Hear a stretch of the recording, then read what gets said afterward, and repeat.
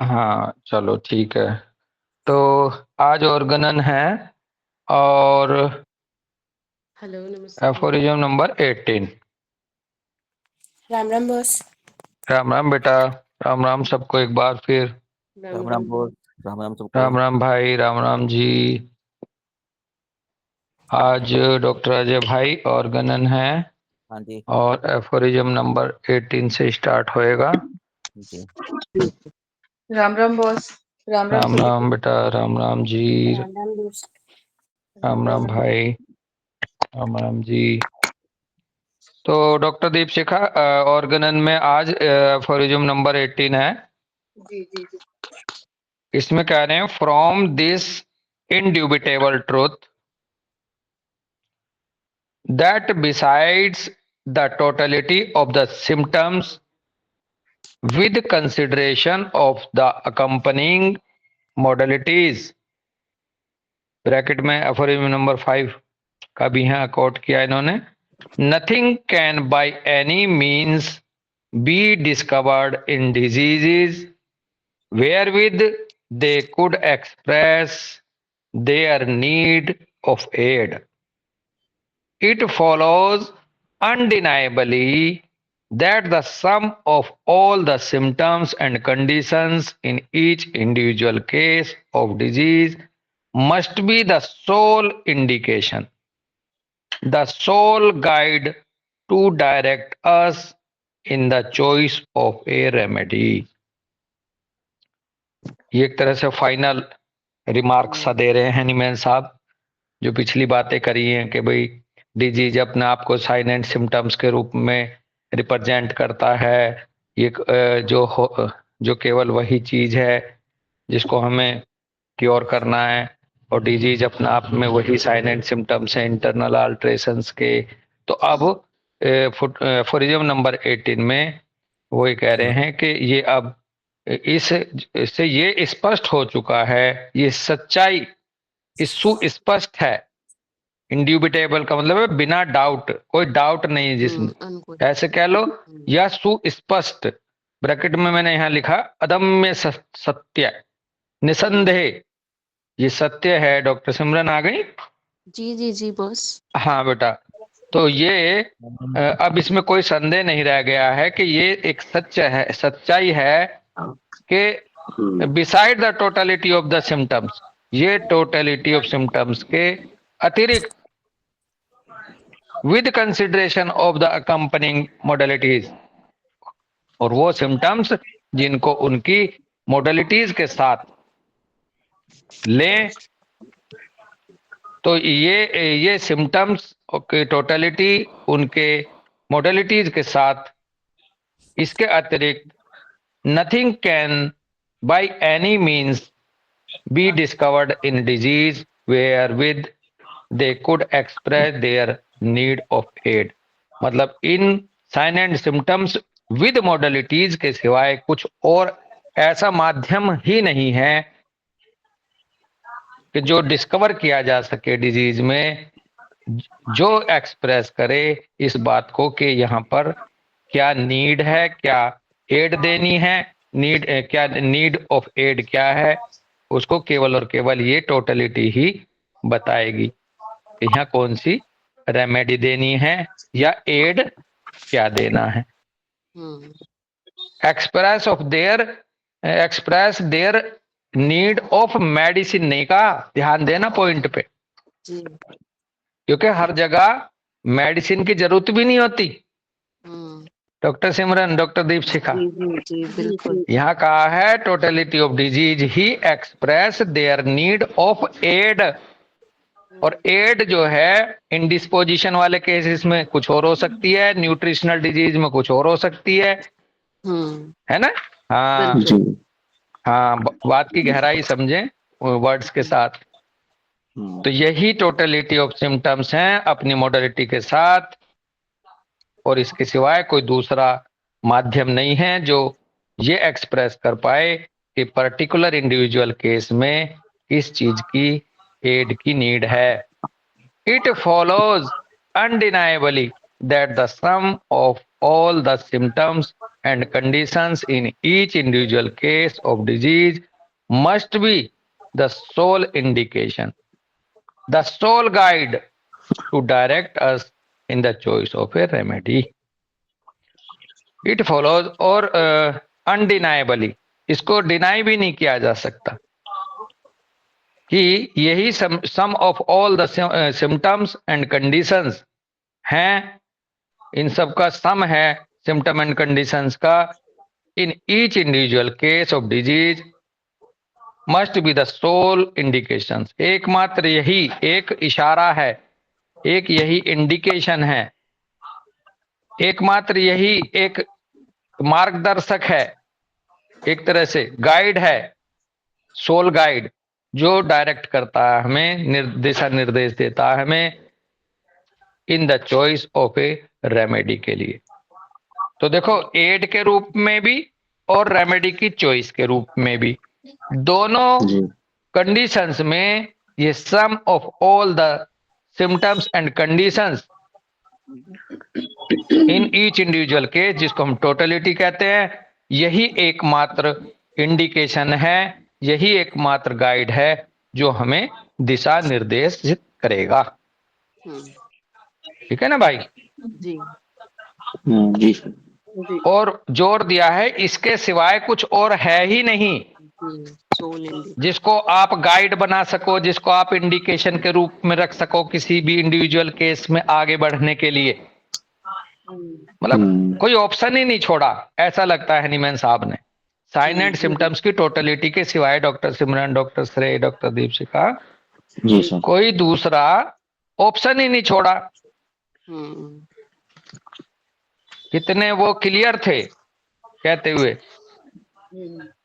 ठीक है ना? अमित पाल भाई भी आ गए। 19 हाँ राम राम भाई, 19 एफोरिज्म में करें, now as disease are nothing more than the alterations in the state of health of the healthy individual which express themselves by morbid signs, and the cure is also only possible by a change of the healthy condition of the state of health of the disease individual। कह रहे अब as disease are nothing more than alterations in the state of health of the healthy individual which express themselves by morbid signs। अब मान लो ये disease और कुछ नहीं है इससे ज्यादा कि ये एक अल्टरेशंस है स्टेट ऑफ हेल्थ में किसी हेल्दी इंडिविजुअल की, जो कि एक्सप्रेस करता है अपने आप को मॉर्बिड साइंस के द्वारा। And the cure is also only possible by the change to the healthy condition of the state of health of the diseased individual।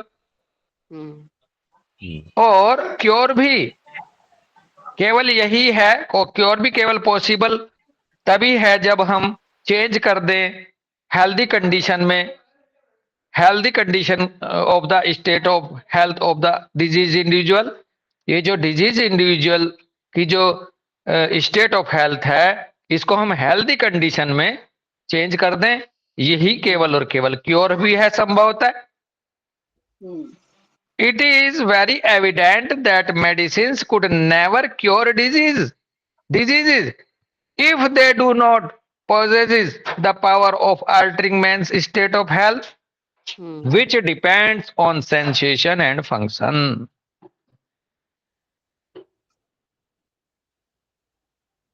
तो जब हमें ये पता चल चुका है कि disease alteration of state of health है, स्टेट ऑफ डिजीज हेल्थ में, डिजीज स्टेट ऑफ हेल्थ में, और क्योर भी यही है कि डिजीज इंडिविजुअल हेल्थ को हेल्दी कंडीशन में चेंज करना, तो अब ये अपने आप में वेरी एविडेंट है कि मेडिसिन्स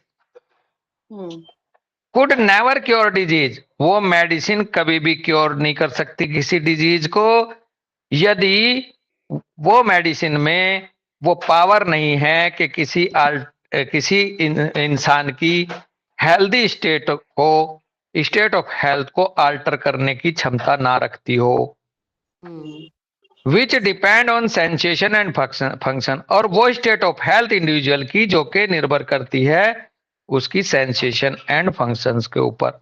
तो बहुत अच्छा सा यहाँ एक और आंसर आने वाला है, एक क्वेश्चन का आंसर आएगा डॉक्टर दीपशिखा जी कि मेडिसिन कौन कौन पदार्थ हो सकता है, जी कौन सा पदार्थ मेडिसिन बन सकता है।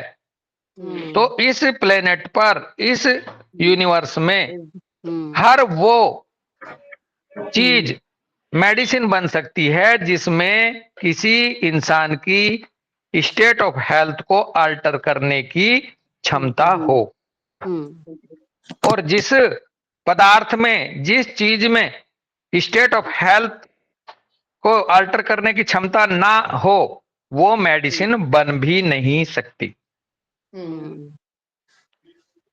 Indeed, that their curative power must be owing solely to this power they possesses of altering man's state of health. Indeed, वास्तव में ही उनकी जो क्यूरेटिव पावर है मेडिसिन की वो इसी में निहित है, एकमात्र इस पावर में ही, पावर ऑफ अल्ट्रेशन जो है उनके अंदर, एकमात्र यही पावर है जो उनकी अल्टरिंग स्टेट ऑफ हेल्थ वाली जो पावर, जो अल्टर करने की जो क्षमता है किसी की हेल्थ को, यही एकमात्र वो पावर है हर मेडिसिन में जो कि उनकी क्यूरेटिव पावर बनती है, जो वो they possesses of altering man's state of health, जो वो पावर जो कि उनके अंदर है मेंस स्टेट ऑफ हेल्थ को अल्टर करने की, वही एकमात्र उन मेडिसिन के अंदर क्यूरेटिव पावर भी है। ठीक है ना, कोई पॉइंट रखना किसी को? वैसे तो क्लियर है। जी जी जी, बस इसी है पे ना? हम लोग पढ़ते थे तो ना क्वेश्चन नहीं होता था कि ड्रग मेडिसिन और रेमेडी में डिफरेंस होता था। हाँ, बहुत बेहतरीन बात जी। जी बताएं, ड्रग बहुत मेडिसिन और रेमेडी का डिफरेंस ही बता दो इनको, बच्चों को। बहुत बच्चे बताएं, ताजा ताजा याद किए तो ज्यादा अच्छा अच्छा है। अच्छा, हमें जो याद हाँ, है, कोई हमें बात जो याद नहीं, है वो नहीं आपने चलो पॉइंट रखा, इस पे बढ़ते हैं। किसी को कहना है इस पे ड्रग मेडिसिन और रेमेडी पर? बहुत अच्छे, दीपशिखा दीदी ने एक वो दे दिया थ्रेड जी। कोई बच्चा, नया बच्चा बताएगा कोई, ड्रग में, मेडिसिन में और रेमेडी में क्या अंतर होता है? डॉक्टर प्रशांत।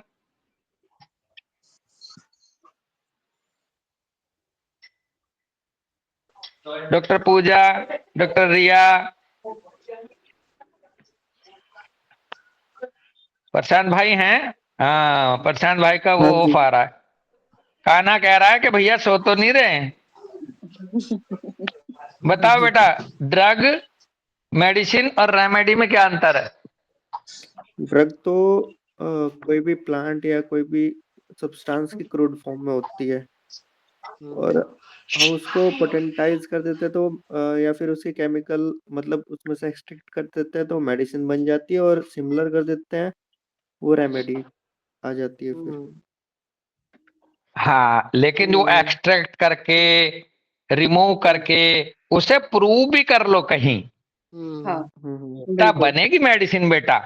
बिल्कुल एक crude substance, crude natural state में कोई भी सब्सटेंस, चाहे वो प्लांट में हो, मिनरल में हो, एनिमल में हो, कोई भी मटेरियल, जो कोई भी वो मटेरियल जो अल्ट्रेशन की क्षमता रखता हो तो वो तो है ड्रग। हाँ अब जी। वो सब्सटेंस जब किसी प्रोसेस से गुजार के किसी हेल्दी प्रूवर पर वो प्रूव कर लिया जाता है उसका इफेक्ट, तो अब वो बन गई मेडिसिन। बिल्कुल अब वो मेडिसिन के रूप में किसी डिजीज से सिमिलिमम के रिलेशन पर जब सेलेक्ट कर लिया जाए, उसके मैनिफेस्टेशंस के आधार पर सिमिलिमम हो किसी डिजीज के, तो अब वो बन गई रेमेडी। ठीक अच्छा, है ना, बस इसमें बहुत ही अच्छा। हाँ इसमें एक ये चीज है कि स्टेट ऑफ हेल्थ ऑल्टर करने का जो है वो सब में है, लेकिन वही जो डिफरेंस आपने बताया कि डिफरेंस ये है, ये होगा एक्चुअल डिफरेंस, ये होगा कि ड्रग जो है वो हाँ फॉर्म में है, जबकि हाँ मेडिसिन को प्रॉपरली प्रूव किया जाता है एक प्रोसेस से गुजार करके, यस फिर उसके बाद वो मेडिसिन बनती है, उसके अंदर क्योर करने की भी पावर है, और रेमेडी हाँ वही होगी जो टोटलिटी ऑफ सिम्टम्स के बेसिस पे सिमिलिया सिमिलिमम कर ली जाए। इंडिकेटेड, हाँ सिमिलिमम कर ली जाए इंडिकेटेड पर्सन की वो रेमेडी होगी। हाँ इंडिविजुअल केस की, इंडिविजुअल हाँ पर्सन की, वो जब सिलेक्शन के आधार पर, टोटलिटी के आधार पर जब वो निकल के आ जाए, चुन के आ जाए, तब वो रेमेडी का दर्जा हासिल कर लेती है। कर देती है, बिल्कुल बहुत ही बिल्कुल। खूबसूरत। इसके लिए तो सबसे पहले थैंक यू आपका, आपने इतना अच्छा पॉइंट यहीं के यहीं रखा ये, और बच्चों को एकदम मजा आ गया होगा।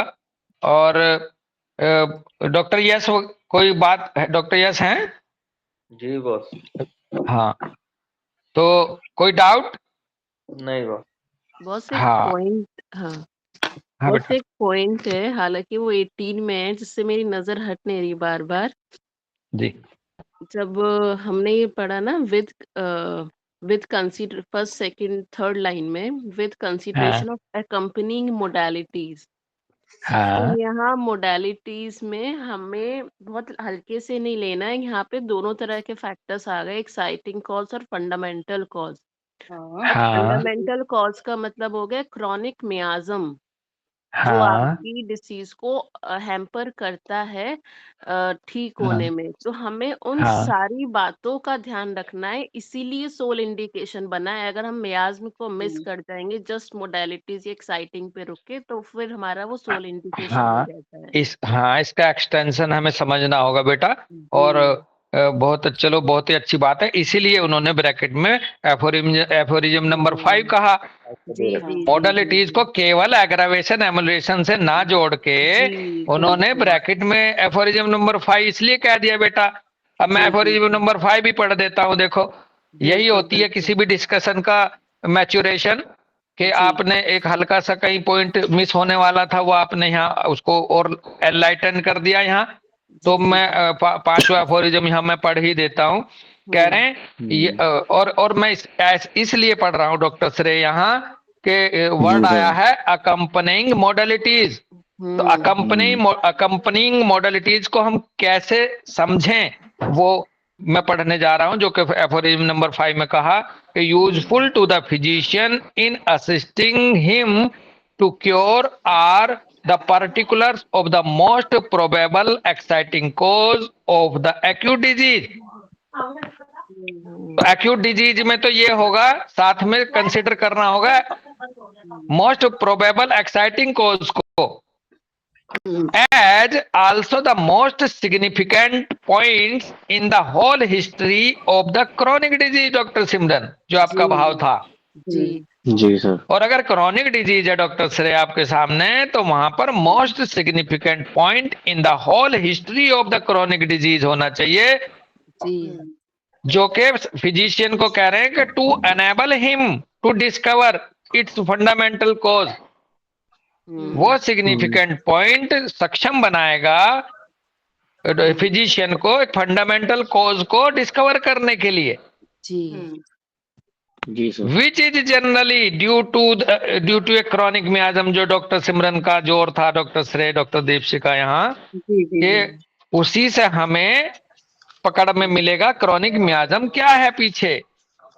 उस क्रॉनिक मियाज्म की वजह से कौन सा ऐसा फंडामेंटल कोज है, उसको खोजने के लिए सक्षम हो जाएगा फिजिशियन, यदि वो मोस्ट सिग्निफिकेंट पॉइंट किसी क्रॉनिक डिजीज का पकड़ ले। In these investigations, the ascertainable physical constitution of the patient, bracket में कह रहे हैं specially when the disease is chronic, his moral and intellectual character, his occupation, mode of living and habits, his social and domestic relations, his age, sexual function, etc. are to be taken into consideration। तो ये है accompanying modalities की हद तक जाना, ना केवल emulation उससे, एग्रावेशन उससे। हाँ बेटा। मतलब मैं वही बोल रही हूँ, अब कुछ नहीं बचेगा कि हम सोल इंडिकेशन तक ना पहुंच पाए। ठीक है। हाँ, और जब हम इसको ले लेंगे तो यही एकमात्र बिल्कुल अब कोई अनडिनाएबल या हम्म। जी कहिए कि अनड्यूबिटेबल जी अप्रोच हो जाएगी हमारी। जी जी जी जी। सर, इसमें हाँ ना एक चीज और है कि जो हम पढ़ रहे थे अभी ड्रग्स और मेडिसिन और रेमेडी में क्या फर्क है, तो मेरे जी ख्याल से सर जो मैंने भी पढ़ा था उसमें यह है कि ड्रग्स आर सब्सटेंसेस जिसके अंदर कैपेसिटी होती है हमारे वाइटल फोर्स के बैलेंस को डिस्टर्ब करने की। तो वो कोई भी हो सकता है, जैसे कि जो आपका to alter the state of health of any individual. So drugs are substances that have the capacity to alter the state of health of individual. और वो हाँ ड्रग्स जिसके हमें क्यूरेटिव पावर्स पते हैं वो अपनी आप मेडिसिन बन जाती हैं। हाँ हाँ और वो मेडिसिन जो इंडिकेटेड है इन द पेशेंट हाँ सफरिंग, जो हाँ हमारे अफोरिज्म नंबर 3 में लिखा है choice of remedy medical indicated, हाँ वो रेमेडी बन हाँ जाती है। हाँ बिल्कुल बिल्कुल, आपका भाव क्लियर है और जी बिल्कुल क्लियर है, और इसको ऐसे ही समझना है। ठीक है, ये आपके माध्यम से भी बहुत क्लियर है, डॉक्टर दीपशिखा ने भी इस पे प्रकाश डाला और मेरे भी शब्दों में आया ये कि जो सबसे देखो मिनिमम क्या होना चाहिए, सबसे पहले मिनिमम हो उस ड्रग के लिए कि वो ड्रग सब्सटेंस के लिए या किसी भी सब्सटेंस के लिए कि वो स्टेट ऑफ हेल्थ को अल्टर करने की क्षमता रखता हो, बिल्कुल बिल्कुल। जी है ना डॉक्टर श्रे। अब हाँ जी हाँ जी उसको एक पर्टिकुलर प्रोसेस के द्वारा गुजार के, ट्राइचुरेशन के, सक्सेशन के, सेंटीसिमल स्केल, 50 मिलीसिमल स्केल, उस फार्मेकोलॉजी के थ्रू गुजार के उसको प्रूव करके किसी हेल्दी इंडिविजुअल पे, वहां तक बात आ गई मेडिसिन बनने की कि अब ये बन गया मेडिसिन। अब हाँ, अब इसकी क्यूरेटिव पावर को पता कर लिया, बल्कि क्यूरेटिव पावर बनेगा इसलिए क्योंकि ये अल्टरिंग पावर को पता कर लिया। हाँ जी, हाँ जी। अब यही अल्टरिंग पावर को हम क्यूरेटिव पावर के रूप में यूज करेंगे जब हम इसको टोटलिटी के साथ सिमिलिमम कर लेंगे। अब जब इसको सम ऑफ टोटलिटी या टोटलिटी ऑफ सिम्टम्स के साथ सिमिलिमम के प्रिंसिपल पे हमने इसको इंडिकेट कर लिया, तो ये इंडिकेटेड जो है रेमेडी बन गई अब ये। जी तो आपके बहुत स्पष्ट हैं शब्द, और ये 3 बार कम से कम यहाँ क्लियर हो गई है। तो आज के बाद बच्चों को ड्रग मेडिसिन और रेमेडी में तो मुझे लगता है डाउट नहीं रहना चाहिए आज के बाद लाइफ में। जी सर। ठीक है ना भाई? जी सर। ओके। हाँ बेटा। बस मेरे मन में एक क्वेश्चन है, मैं पूछना चाहती हूँ, पूछूं? जी जी जैसे कि ये अभी ये एफोरिज्म एक टर्म है ना कि हम लोग जैसे किसी भी मेडिसिन जो अल्टर कर सकती है स्टेट ऑफ हेल्थ को, वो मतलब मेडिसिन बन सकती है, कोई भी सब्सटेंस। ठीक है, जैसे हम लोग किसी पेशेंट में जानते हैं कि जैसे इसको ये प्रॉब्लम हुआ है, लाइक किसी का कोलेस्ट्रॉल बढ़ा है या किसी को गॉल स्टोन हुआ है, तो मेरे को पूछना कि क्या हम उस पर्टिकुलर सब्सटेंस को पोटेंटाइज करके दें और उसको तो फिर वो एज अ रेमेडी काम करेगी, एज अ मेडिसिन काम करेगी? हाँ बिल्कुल बेटा, बहुत सही पहुंचे आप, बहुत सही पहुंचे। इसीलिए डॉक्टर सिमरन ने शायद भगवान ने डॉक्टर सिमरन के माध्यम से उस पॉइंट को दोबारा उठवाया था, अकम्पनिंग मॉडलिटीज। जब तक आप सोल इंडिकेशन तक नहीं पहुंचेंगे तब तक आप उसे रेमेडी नहीं कह सकते, और उसको ऐसे मोटे मोटे तौर पे कि साहब उसको कोलेस्ट्रॉल को ये चेंज कर देती है बॉडी में फिजियोलॉजिकली, तो केवल एकमात्र इसी इंडिकेशन से हम इसे रेमेडी समझ लें? नहीं, एज ए होल हमें उसको लाना होगा 5वें एफोरिज्म के तहत क्रोनिक केस में। मियाजम को ध्यान में रखते हुए लाना होगा उस सोल इंडिकेशन को, ना के मात्र उसके फिजियोलॉजिकल पैथोफिजियोलॉजी के आधार पे हम चुन लें। जो हम कहते हैं ना कि साहब डायरिया है तो अलोज दे दो, तो ये पैथोफिजियोलॉजी के आधार पे दे दिया बेटा, तो यहाँ ये रेमेडी नहीं है। जी रेमेडी ये तब बनेगा जब सोल इंडिकेशन तक पहुंचोगे। सोल इंडिकेशन तक पहुंचने के लिए आपको 5वां एफोरिज्म आपका शायद क्लियर हो गया भाव। जी बॉस, जी बॉस। हाँ, तो मात्र पैथोफिजियोलॉजी ऑफ ड्रग के एक्शन के आधार पे हमें सेलेक्ट नहीं करना। कैंट साहब ने बहुत जोर से मना किया है। जी वहां देना है हमें PQRS पर, वहां देना है हमें अनकॉमन पिक्यूलियर स्ट्राइकिंग पर। जी तो बॉस। तब सोल इंडिकेशन तक पहुंचेंगे, ना के मात्र उसको आल्टर करने की क्षमता तक ही हम दे दें। जी बॉस, ठीक। नहीं तो रेमेडी नहीं बनेगी, वो जी, मेडिसिन ही रह जाएगी बेटा। जी बिल्कुल बॉस। बिल्कुल। बस तभी हाँ। मेरे दिमाग में यही बात है कि तभी शायद हम अभी मेडिसिन पे ही हैं, और बड़े लोग जैसे बड़े सर और डॉक्टर अम्बरीश और मलिक सर, ये लोग रेमेडी दे रहे हैं, और हम इसीलिए मेडिसिन हम बोलते हैं, लेकिन हाँ मेडिसिन पे ही हाँ, है अभी। हमारी जर्नी, बिल्कुल हमारी जर्नी इसी बात को शो कर रही है। रादर मैम ने हाँ, बहुत अच्छा बोला कि बोलने में जो भी वर्जन आता है ना, हम लोग के बिल्कुल। बोलने में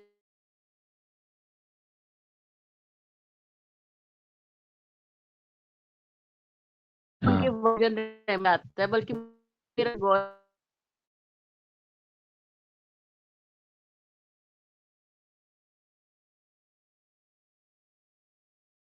इसलिए हम मेडिसिन पे ही रहते हैं। हाँ, मैम क्लियर नहीं होते हैं। हाँ, हाँ मतलब ये अनकॉन्शियस कॉल ही है, जुबान से ही, कॉल, बिल्कुल मतलब बिल्कुल। इवन दो हम हो या नहीं हो, हम तो हाँ बच्चे हैं, तो हमारे मुंह से हाँ मेडिसिन ही निकलता है। बट जो बड़े हाँ लोग हैं जो प्रैक्टिस कर रहे हैं, वो अनकॉन्शियसली उनके मुंह से, मैंने फिजिकली भी सुना है, दे यूज हाँ। Remedy for the patient.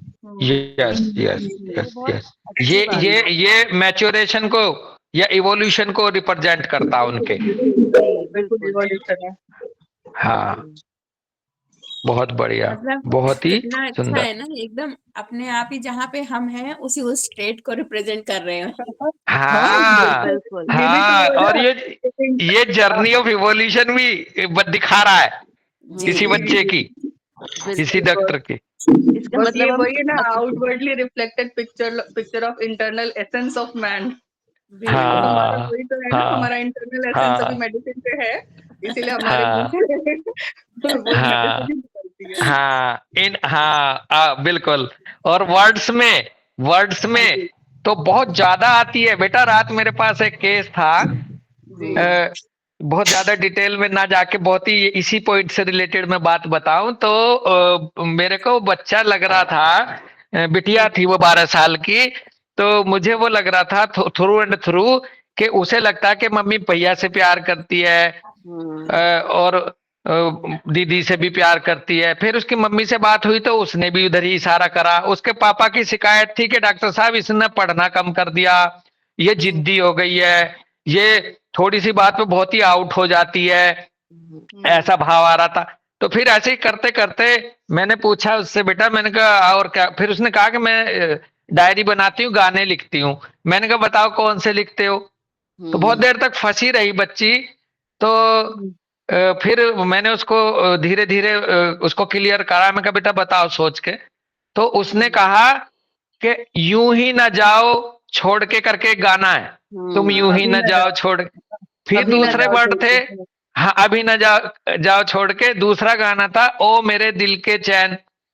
तो तीन वर्ड बोले, तीनों में उसको प्यार चाहिए था। हाँ तो देखो वो जो वर्ड बोल रहे हैं, जो आपने बोला ना, outward expressions is the essence of internal man. तो शब्दों में जनरली वही बोला जाता है जो आपके अंदर की व्यथा है, अल्ट्रेशन है आपके अंदर। हाँ, और ये डॉक्टर अमित पाल भाई पता नहीं चले गए क्या या हैं? वेरी एक्सप्रेशन, डॉक्टर अमित पाल भाई 84 जी 84, यही वेरी एक्सप्रेशन भी है। उसके शब्दों में वेरी एक्सप्रेशन, उसके जेस्चर में वेरी एक्सप्रेशन, उसके सिम्टम्स में वेरी एक्सप्रेशन। तो भाई नेचर खुद रिवील करती है हमारे सामने पेशेंट को। ऐसे डॉक्टर संगमित्रा, डॉक्टर दीपशिखा, ऐसे बस हमें उठाना चाहिए। मुझे फिर याद आ गया उस दिन की वो छोटी सी क्लिप, उस बंदे को एपिलेप्टिक फिट्स थे तो उसने बत्तख कैसी चुनी? हाँ हाँ जी बिल्कुल उसने बत्तख की पोस्ट कैसी पसंद आई जिसको सीजर आ रहा था? बिल्कुल एक सेकंड में उठा लिया, क्योंकि भगवान की दया से आप लोगों के साथ रहते रहते ये सब चीजें पकड़ में आने की तरफ दिमाग चलने लगा। एक सेकंड में उठा लिया और बंदे ने 2-3 मिनट में उसको डिलीट भी कर दिया था। फिर मैंने ये देखा उसको, लेकिन इतने में ही पकड़ गई। और भाई मलिक सर हमारे मास्टर हैं इस चीज के। मलिक सर सबसे आगे हैं हम लोगों में, जो इन एक्सप्रेशंस को एकदम पिकअप करते हैं। जितना जानोगे उतना ही आसानी से पहचानोगे। जी बिल्कुल तो ये बहुत अच्छा सा छोटा सा डिस्कशन हुआ हमारे बीच में। 20 एफोरिज्म और कर लेते हैं। जी 20 एफोरिज्म में कह रहे हैं। हेलो, कुछ कह रहा है कोई? नहीं हाँ एक ना मैं एक छोटा सा केस है जो मैं बताता हूँ, जो हाँ, एफोरिज्म बताओ भाई। नंबर 18 को पूरा डिनोट करेगा। ओके एक गांधी सर का जो मुझे यहाँ याद आ रहा है अभी, जी। वो एक्यूट केस था। तो एक्यूट सर ने मेडिसिन दी तो उसे पेशेंट को कुछ भी आराम नहीं आया। हम्म, दोबारा उन्होंने मेडिसिन दी, फिर भी कोई आराम नहीं आया। ठीक है, तब हम्म, उन्होंने उनके ना टेस्ट कराए तो उसमें इलेक्ट्रोलाइट बैलेंस इम्बैलेंस थे उनके, ओके है ना। तो इलेक्ट्रोलाइट इम्बैलेंस थे तो सर ने वहां पर सोडियम और पोटेशियम के कुछ कैप्सूल्स आते हैं, हाँ तो सर ने वहां पे वो दिए और उससे केस उनका निकल गया। तो हाँ। एफर नंबर 18 ये कह रहा है नीड ऑफ एड एड, जी रेमेडी। बिल्कुल नीड ऑफ एड, दोनों रूप में, न्यूट्रिशनल डेफिशिएंसी को पूरा करने के रूप में और एज वेल एज रेमेडी की चॉइस के रूप में, जी दोनों में, बिल्कुल दोनों से। बिल्कुल जी बहुत ही बढ़िया अमित पाल भाई, बहुत ही बढ़िया। और ये एवं ही नहीं है डॉक्टर के गांधी की अप्रोच। एफोरिज्म इसमें जो ऑर्गेनन में भाई बताया ना, टाइप्स ऑफ डिजीज, स्यूडोक्रोनिक, एक्यूट, देखो इंडिस्पोजिशन, एक्यूट, क्रोनिक, क्रोनिक में 2, स्यूडोक्रोनिक और प्रॉपर क्रोनिक इटसेल्फ। तो जो स्यूडोक्रोनिक वो जनरली न्यूट्रिशनल डेफिशिएंसी की, डाइट एंड रेजिमेंट की गड़बड़ की, क्रोनिसिटी के साथ लॉन्ग लॉन्ग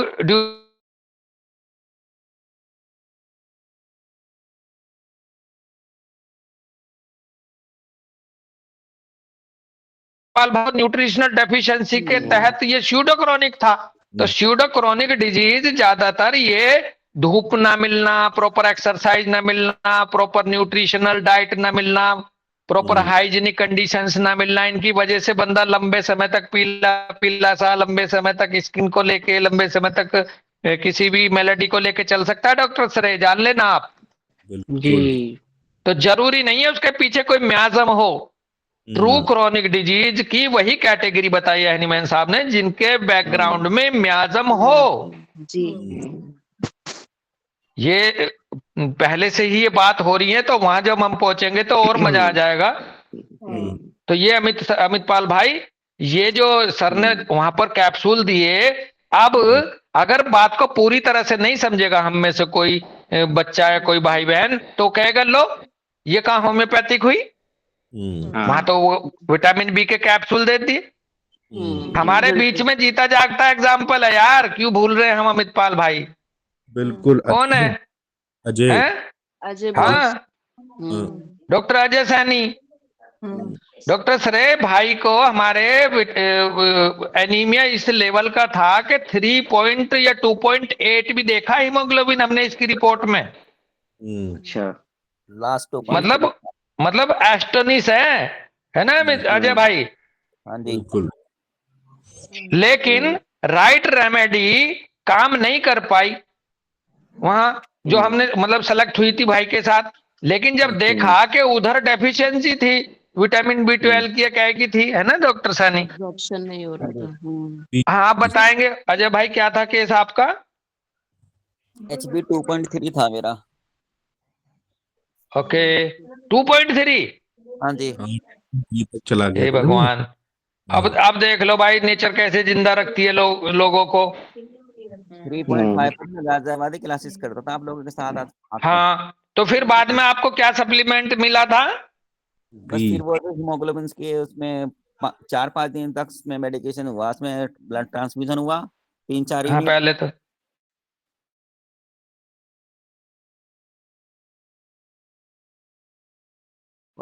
उसी के बाद फिर रिकवरी हो गई। तो हाँ, तो डॉक्टर श्रेय इसके पीछे बैकग्राउंड के केस के ये बात निकल के आई थी हमारे लिए कि वहां पर डेफिशिएंसी थी। जी तो सर। अब इसमें हाँ दो जी। बातें आ जाएंगी अजय भाई के केस में। आपके दिमाग में आएगा क्या कि भैया फिर ब्लड ट्रांसफ्यूजन ही सफिशिएंट ट्रीटमेंट था क्या इसका? नहीं, डॉक्टर अजय सैनी के केस में था कि वो वाइटल फोर्स इतना सुकम्ब हो रखा था कि वो रेमेडी का परसेप्शन ले ही नहीं रहा था उठने के लिए। तो वहां पर मिनिमम पहले एक पैरामीटर तक लाना पड़ा इस भाई को। एक बात इसके केस में तो, क्योंकि बाद में इसको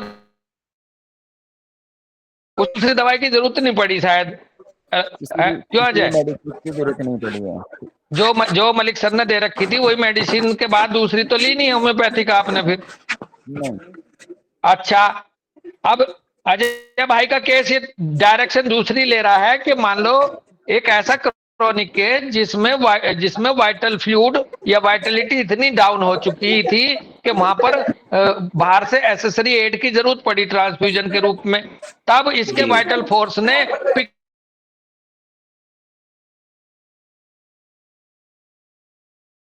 तो उस रेमेडी का परसेप्शन लिया। हाँ। और दूसरा पैरेलल इसके कंडीशंस होती है जहां न्यूट्रिशनल डेफिशिएंसी है। वो केस में भी हमें पहले न्यूट्रिशन को पूरा करना है। अभी डॉक्टर प्रशांत यहाँ बता रहे थे एक बार कि डॉक्टर दीदार सर ने बहुत ज्यादा फोकस रखा हुआ है डाइट एंड रेजिमेन पे पहले। क्या नहीं बनता है डॉक्टर दीपशिका हमें सबसे पहले डाइट एंड रेजिमेन को सुधारना मेडिसिन के रेमेडी तक पहुंचने से भी पहले? बिल्कुल बनता है। हाँ, तो सबसे पहले क्लिनिक पे मरीज का देखो डाइट एंड रेजिमेन कैसा है इसकी मोड ऑफ लिविंग कैसी है। अगर आपको लगता है कि कहीं ना कहीं से धूप की कमी है, कहीं ना कहीं ये मॉइस्चर में रह रहा है, भले ही रेमेडी तो देनी है डॉक्टर से, इसमें कोई शक नहीं है, लेकिन उससे पहले उसके जीवन की सारी वो कंडीशंस देख लो जो वहां मेंटेनिंग कॉज तो नहीं बनी हुई है। पहले उन्हें करेक्ट कर लो। और मैं बड़े विश्वास के साथ बोलता हूँ ऑर्गेनन के आधार पर आप भाइयों की लाइट में ही कि बहुत सारे केस तो आपके वैसे ही सोल्व हो जाएंगे।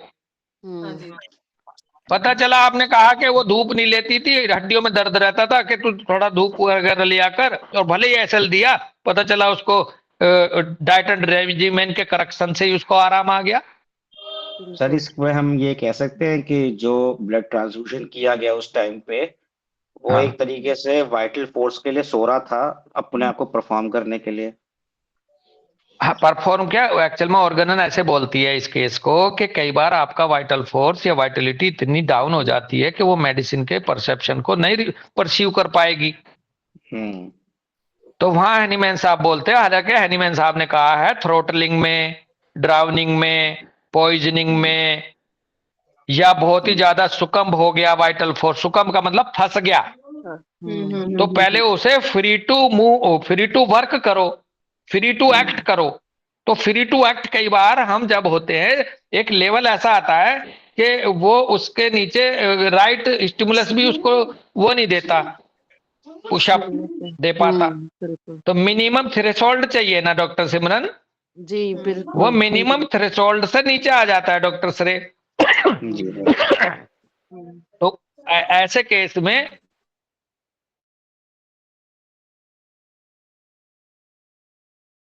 बिल्कुल। और अगर ऐसे है।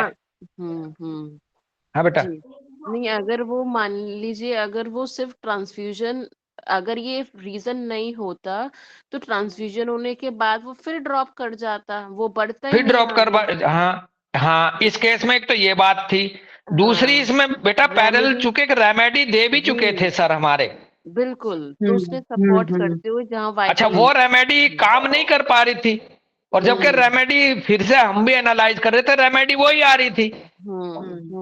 बिल्कुल। तो ये तो प्रभु की कृपा ऐसी रही कि फिर हमारे senior doctor TP boss, doctor Manju madam, doctor Sunita ma'am ने, आपको पता ही है डॉक्टर सिमरन, इन सब ने इस भाई को एडवाइज करा के चल ठीक है भाई, तू पहले थोड़ा ट्रांसफ्यूजन भी ले ले।